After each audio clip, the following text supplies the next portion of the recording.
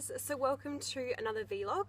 Today I want to talk about something that I'm super duper passionate about, which is postpartum fitness. So all about how I went with my journey training post-baby and how I've achieved the results I have, all with balance. So I've found that through my own journey of having this little guy, of having little Chase, and obviously training and getting as fit as I could postpartum. I'm now 6.5, nearly 7 months postpartum.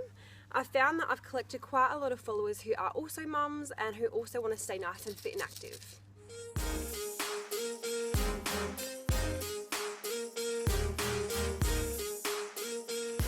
Something that I'm really excited about because I think there are so many women that need more education and more tips postpartum to understand the best way to sort of bounce back or get their bodies back postpartum in a healthy and safe way.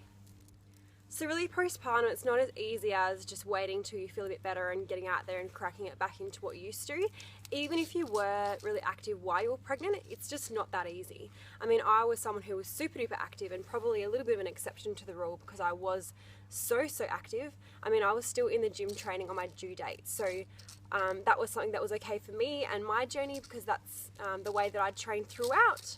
I'd kept really active the whole time and had all the right guidance from my doctors and GPs that were letting me do so.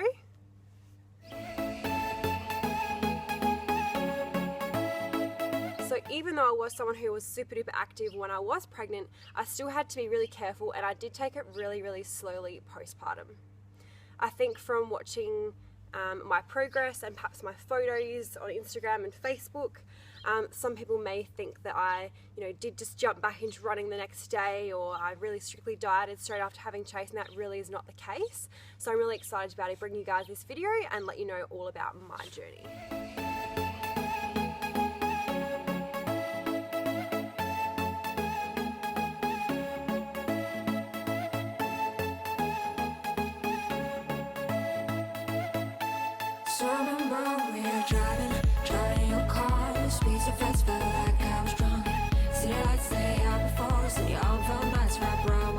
Okay, so firstly with exercise, you do have to be really careful of quite a few things postpartum. The first thing would be how your labour went, so whether you maybe have had a C-section or whether you've had a natural delivery, those things are going to differ the outcome of how soon you can get back to training. That's the first thing. The second thing is also going to be abdominal separation. So you need to be checked at hospital, also when you get home from hospital, and I had a physio appointment at 5 weeks and 10 weeks postpartum. So make sure you have as many checkups with a women's health physio as you can, just to determine exactly what's going on with your abdominal wall and also, more importantly, your pelvic floor.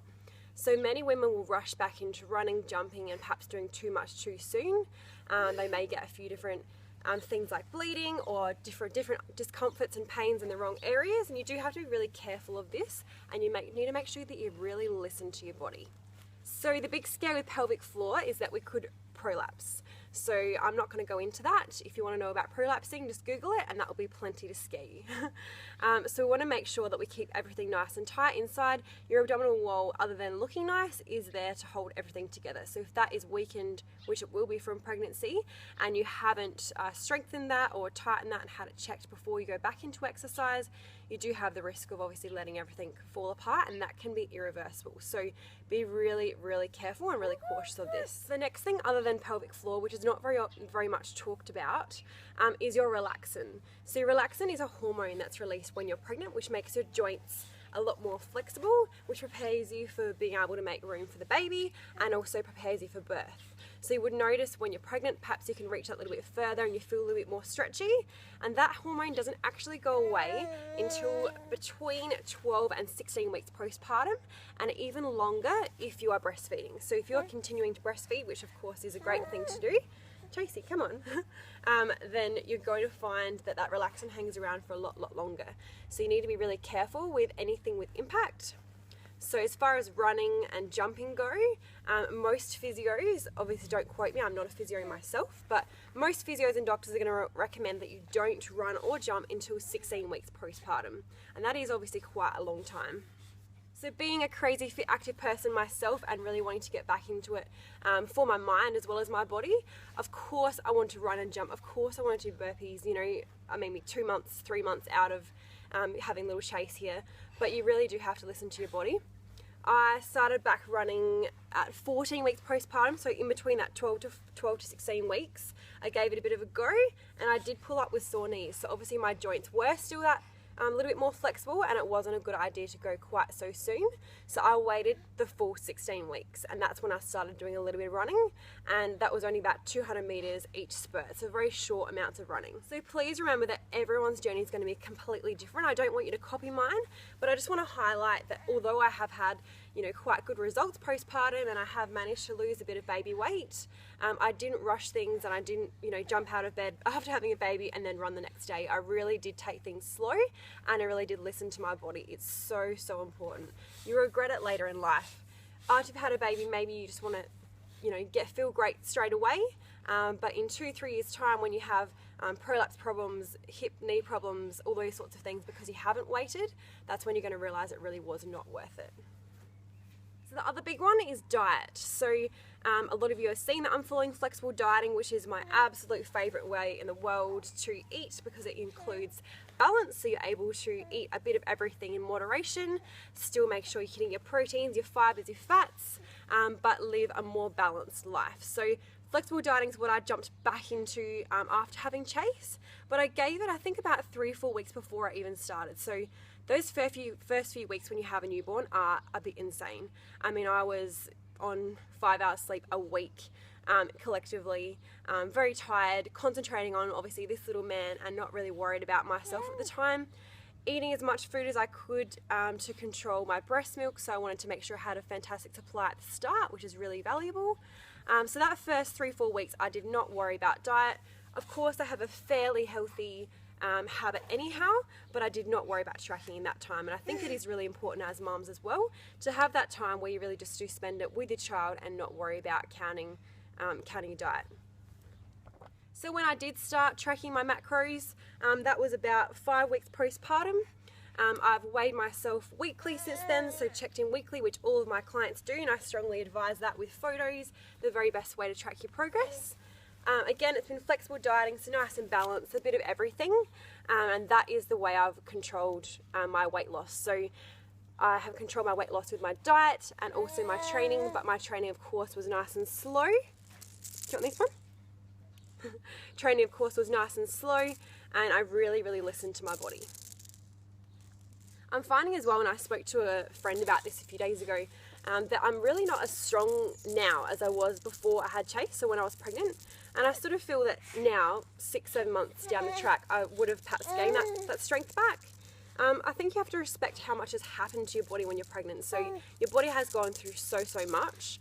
And also personally, my lifestyle has changed quite a lot. So I was obviously working in the gym 40-50 hours a week, doing clients back to back. I was lifting all of their weights for them and showing them the technique all day, every day. So I sort of had that base strength there from my job. Now my job is lifting this guy, and his weight, which we got checked last week, is 7.7 kilos. So still not light, but not heavy either. Nothing like a 20 kilo weight plate. So definitely my strength has not gotten back to where it was. Doesn't mean my body won't regain that muscle mass. It just means that I'm a different person entirely, and we have to respect that. So, you know, you got to remember that too postpartum, that you may not ever be the exact same person as you were before. I actually feel that the whole bouncing back thing is a bit silly because your body is never going to be the same. My stomach has stretchy, weird skin. Even my boobs, sorry boys, have stretchy, weird skin. So nothing's going to be exactly the same.